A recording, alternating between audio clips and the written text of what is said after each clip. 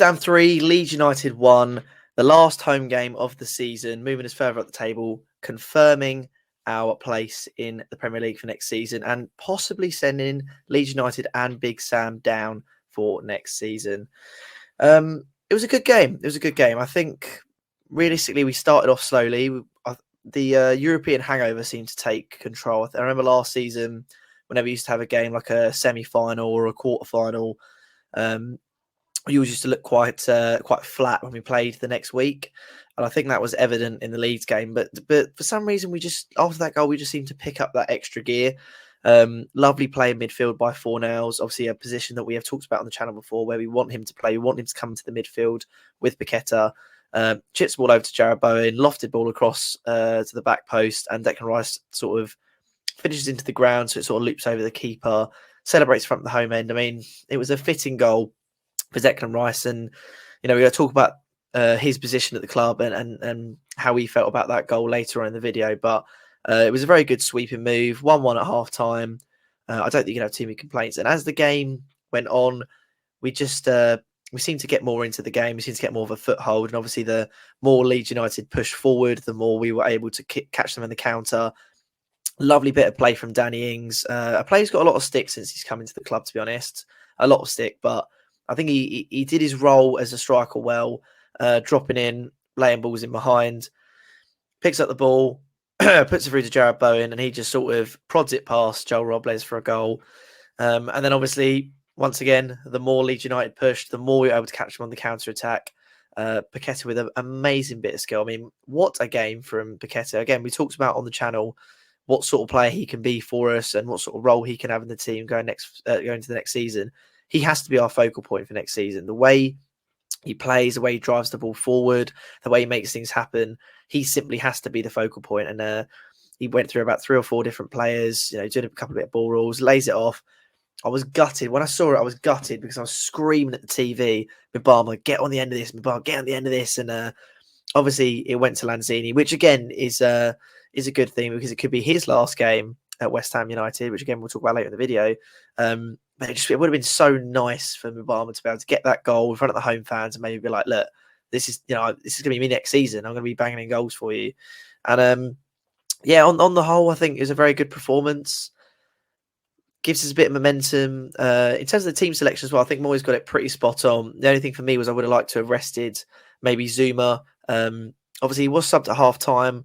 We'll have to keep our eyes on Patreon, listen out for X's update on whether that was a precautionary sub or whether that was because he actually was injured, which is what I feared. And I really hope he is fit for the final because I think Zuma and Aged are a fair few levels above Bonner and Kehrer at the moment. Just to centre back, I think Kehrer plays very well at right back. But obviously, again, Soufal put in a very, very good performance. One of Emerson's better games in a West Ham shirt. Overall team performance for me was very good. Shaky the first sort of half an hour.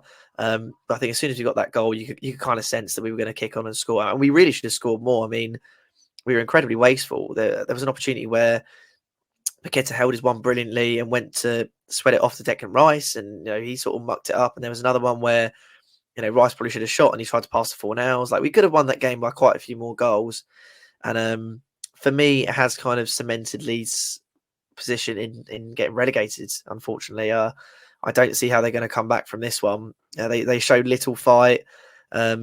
The players who did come on didn't make a huge difference. Obviously, we in our preview sort of outed Willy Gnotto and Rodrigo as some of the main threats. And despite Rodrigo scoring, he wasn't very good. I wasn't really.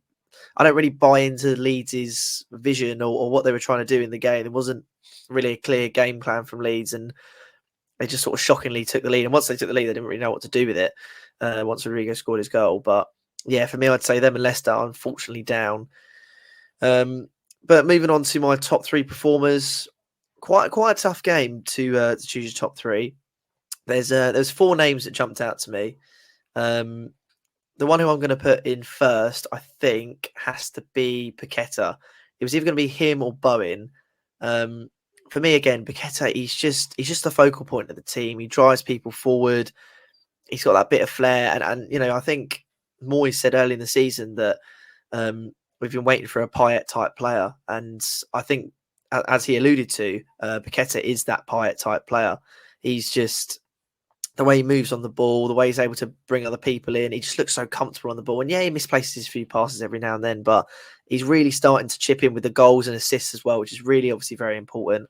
But yeah, for me, I think he was the West Ham's man of the match, and for the West Ham way, he's our man of the match as well.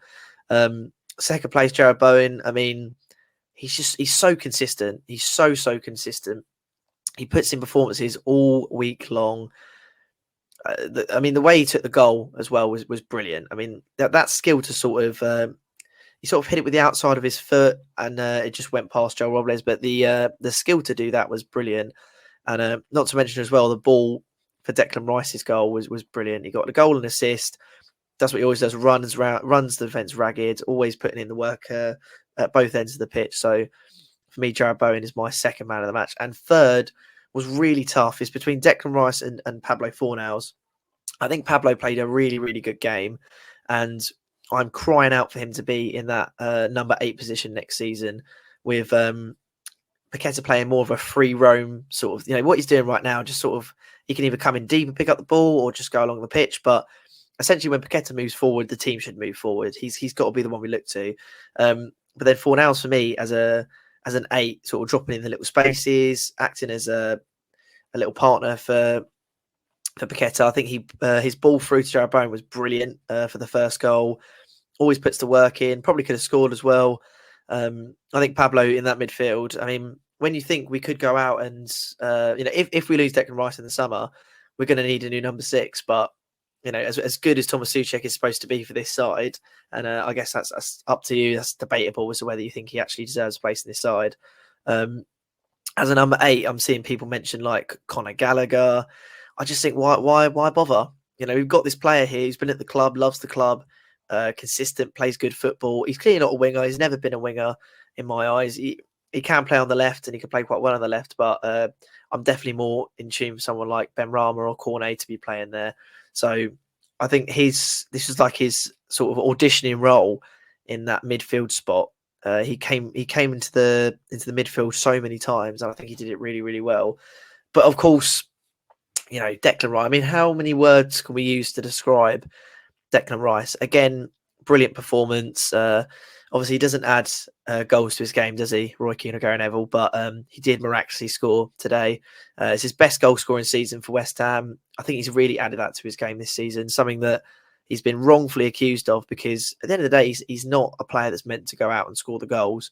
He's really not. But he's cropped up with a goal a fair few times this season, both in Europe and in the Premier League. As usual, interceptions, perfect. Running the ground, perfect.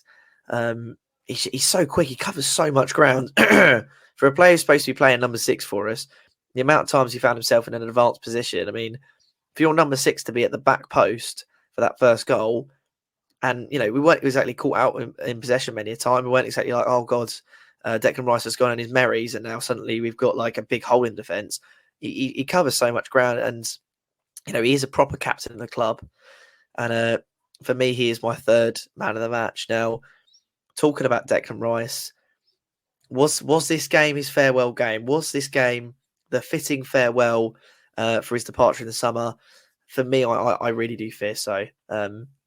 Looking at his body language when he scored the goal, celebrating in front of the home fans, standing around drinking in all the atmosphere at the end of the game. Now, you don't have to take much into that if you don't want to. Plenty of players went around the pitch, and plenty. Antonio did it. Lanzini did it. Obviously, his kid was waving. I'm pretty sure he is off in the summer. But it was last home game of the season. Every single player is going to be going around, thanking the crowd, thanking everybody. But for me, the way that Declan Rice was drinking in the atmosphere, it kind of seemed like it was, he was holding on to that moment because it was his last game at West Ham United. And in the press match conference, he often put his shirt to his eyes like that. I can't tell if he was crying or if he was just sweaty. But he also said that he was like, oh, I could tell I was going to score today. I thought I was going to go out and score a hat-trick. I could really tell that I was going to get on the score sheet today. And I feel like you would only feel like that if you knew it was your last game. if you knew it was your last game, you thought, it's my last game, I just know this, something special is going to fall for me. I know that I'm going to score a goal. And for me, I just feel like that was his fitting farewell.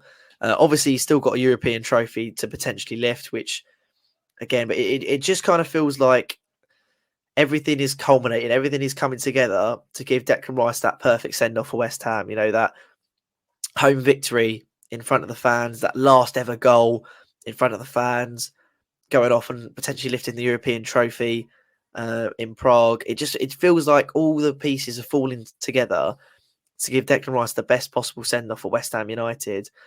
That's kind of my feeling, and obviously Lanzini as well. You know, all the fans were singing "Ain't Nobody" like Lanzini at the end of the game. It's pretty clear to see that he's off in the summer. Again, brilliant to see him get on the score sheet. It was a sort of, I would say it's a well taken goal, but it was an open goal. But you know, it's good to see him get his little cameo at the end of the game.